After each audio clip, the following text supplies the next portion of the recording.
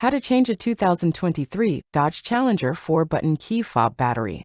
Now here's Sergeant Locksmith to show you how.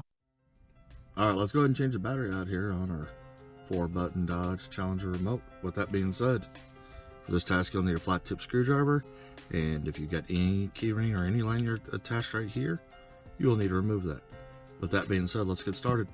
Go ahead and flip your remote over. You've got emergency key release right here. If you got a fingernail, use that. Pull back, pull emergency blade, set that to the side. Now look down in the remote housing. Emergency blade came out here.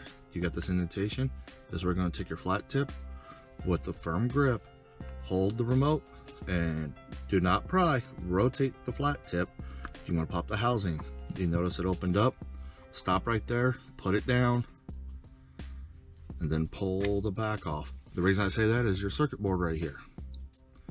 That being said, we'll continue on. You've got your battery. So your hold down, come 180 across, use a flat tip, and pop it under there, and it'll come out. And you notice it's a CR2032 battery. This is a new remote, so I'm gonna put this battery back in. Reverse the process, set it in, push against the spring, it holds. Take 2 halves, squeeze them together. There you go, you've done it. Hey, thanks again for watching, and let's be safe out there.